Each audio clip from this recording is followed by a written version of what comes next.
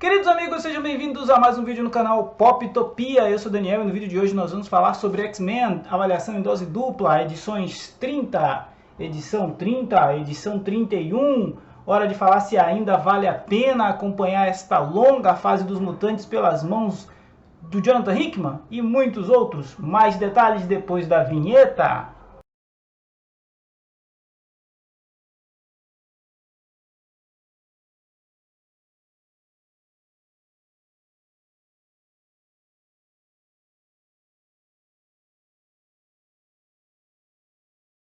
Para ser sincero com você que acompanha aqui o canal, poucas vezes eu senti tanta dificuldade em acompanhar, em ler, em consumir uma edição mix de X-Men como essas duas últimas edições, viu? Eu acho que as escolhas editoriais foram muito confusas. Eu sempre venho criticando um pouco a Panini pelas capas que ela escolhe, por alguns erros, mas aqui a gente tem na edição 30 uma sequência bem fraquinha de histórias, eu vou explicar mais pra frente cada uma delas. E na edição 31, metade da edição é dedicada a uma minissérie do Mancha Solar e do Míssil, que saiu em 2009 e não tem absolutamente nada a ver com a fase atual, a não ser que foi escrita, a não ser o fato de ter sido escrita pelo Jonathan Hickman, mas não contribui em absolutamente nada. Então foi um jeito de completar a edição, eles colocaram essa história que não agrega nada e é bem chatinha. Então assim, foram momentos difíceis. E foi a primeira vez que ao longo desse ano e meio acompanhando essa fase, me deu vontade de não voltar para o número 32. Antes que esse sentimento se firmasse, eu corri nas bancas e já garanti a minha edição 32. Então em breve a gente tem um review dessa aqui também. Então o compromisso está mantido, a gente vai continuar falando de X-Men aqui no canal. Agora vamos para o review. A estreia de Filhos do Átomo marca aí a grande atração, né, de X-Men 30. Uma edição em capa cartão, com 160 páginas, reunindo as edições Wolverine número 10, Excalibur 17, X-Factor 6, Cable 8 e Filhos do Átomo 1. A gente chega ali no meio de vários arcos, né? Incluindo a conclusão, na verdade, do arco dos mercenários, que reuniu Wolverine com o seu antigo parceiro de Projeto Arma X, o Maverick. E aí a gente tem o Benjamin Percy entregando aquilo que os fãs de X-Men mais gostam. É um Logan resolvendo os seus problemas na base da ação, na base das garras de Adamantium. E essa história é bem legal porque ela tem aquele clima meio que de anos 90, né? Onde o Logan e o Maverick viviam algumas situações juntos. E aqui eles estão desbaratando aí uma quadrilha que vende vários artefatos pertencentes a super-humanos do universo Marvel, mas parece que o Maverick tem os seus próprios planos.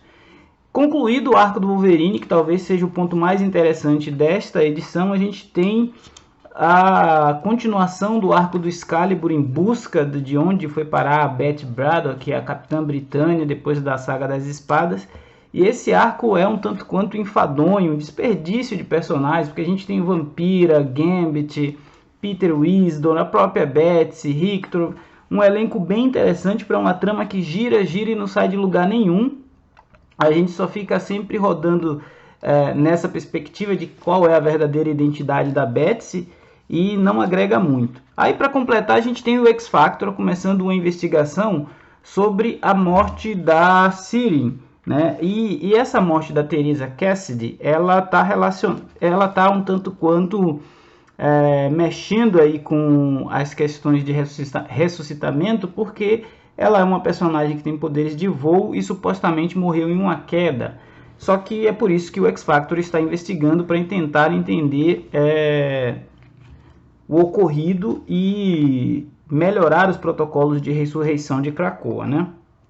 A gente tem esse mistério aí sendo investigado, mas por outro lado a gente tem também uma trama que remete a um arco do X-Factor sobre a Sirin ter o corpo dela, a existência dela dividida com uma entidade super poderosa, e isso nunca foi publicado aqui no Brasil. Inclusive o usuário Von Dils, que deu esse toque lá no Twitter, que quem fosse ler essa edição talvez ficasse meio perdido, porque é feita referências a esse momento do que aconteceu com a Sirin lá atrás, na série do X Factor. Foi um arco longo e que ela se sacrificou ao mesmo tempo para envolve o Homem Múltiplo, envolve ela, envolve uma personagem que eu não lembro agora o nome, mas o fato é que aqui a história ela tem várias premissas, mas está pautada nesse arco aí inédito no Brasil.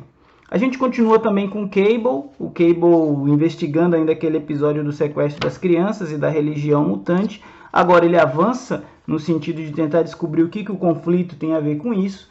E aí a gente vê que começa aqui uma espécie de despedida, né, do jovem Cable. E com a participação da Domina tudo fica mais interessante. Mesmo assim não é uma edição assim digna de se dizer, nossa, que bacana. Para fechar, a gente tem os Filhos do Átomo, que eu acreditava que poderia ser alguma série relacionada a Potências de X, né, aqueles personagens que a gente viu lá no futuro dos X-Men, mas não tem relação nenhuma. É outra frente de narrativa aberta aqui para mostrar consequências do que está acontecendo em Krakoa. A gente tem mutantes que não desejam ir morar em Krakoa, vivendo suas vidas, e aí tem uma discussão legal sobre os X-Men devem ou não interferir nas escolhas desses mutantes. Fora isso, é uma série bem rasa, bem pouco conectada com o resto do universo mutante. Foi um primeiro número, não foi nada assim que me chamasse muito a atenção. Vamos aguardar se os demais volumes melhoram um pouco essa perspectiva. Fica a nota aí minha que eu acredito que a Panini escolhe sempre as piores capas. A gente está vendo aí as capas alternativas e todas parecem muito mais interessantes do que a que eles escolheram, né? Como demorou demais de sair essa edição 30, eu peguei também a 31 e foi aqui salvo pela Espada, porque as duas edições da Espada, relacionada inclusive com a Rei das Trevas, né, a saga do simbionte e do Rei Kinu, foram as duas melhores edições aqui. A gente teve a Abigail Brand colocando em prática o seu plano e a sua equipe da Espada para ajudar a libertar a Terra da influência de Knu. E na segunda edição a gente tem uma história praticamente toda focada no Dobra, né?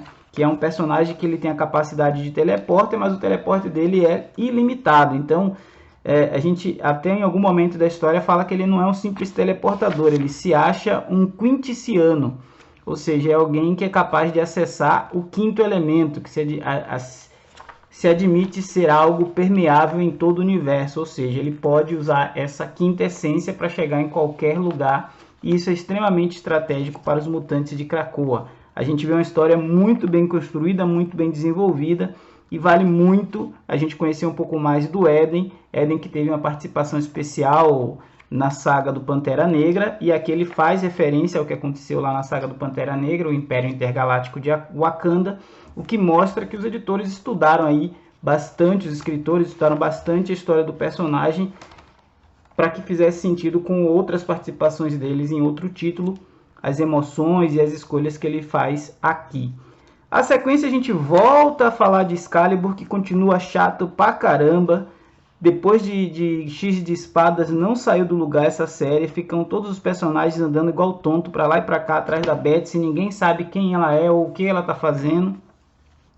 Parece que o escritor tem um monte de ideia, mas não consegue desenvolver nenhuma, ou ao mesmo tempo nenhuma é interessante o suficiente. E para mim é um arco assim que está sendo um desperdício de tempo e de espaço na revista, né? Vamos ver se lá na frente isso daqui vai desembocar em algo realmente interessante. Essas duas edições, a edição 30 e a edição 31, foi nesse um ano e meio que eu acompanho a saga dos X-Men, as duas mais fracas e as duas que me deixaram assim com a vontade de parar de comprar essa revista. Mas por sorte o número 32 já melhora bastante o mix, então aqui a gente tem, para completar essa dificuldade dessas duas edições, a gente tem uma minissérie totalmente fora de contexto, que é a minissérie do Mancha Solar e do Míssil, escrita em 2009 pelo Jonathan Hickman, onde eles têm algumas aventuras com o Mojo, no Mojo Verso, e não agrega nada, gente. É uma história de produção de cinema, seriado baseado nos heróis da Marvel, Eles tentam brincar com metalinguagem, com humor, mas eu particularmente não consegui nem terminar de ler a história. Achei bem fraca, bem qualquer nota, e eu acho que eu estava chateado por ver metade da edição ser dedicada para isso. Mas acho que acredito que eles tenham colocado para completar o caderno e facilitar a impressão. Porque se você for perceber, são quase 40 páginas que daria para colocar 2 edições realmente importantes da saga, e não foram colocadas aqui, não foram compiladas aqui, né? Outras capas alternativas que não foram utilizadas, capas inclusive mais bonitas do que a utilizada. Essa do Magneto aqui está espetacular, né? Essa capa do Excalibur é bem qualquer nota. Então é isso, falar de gibi é sempre bom. Superamos aí X-Men 30 e 31, foram as 2 edições mais difíceis de serem lidas nesse 1 ano e meio. Aguardemos a 32 para melhorar o clima e a gente voltar a ter alegria em acompanhar um gibizinho dos X-Men. Forte abraço e até a próxima!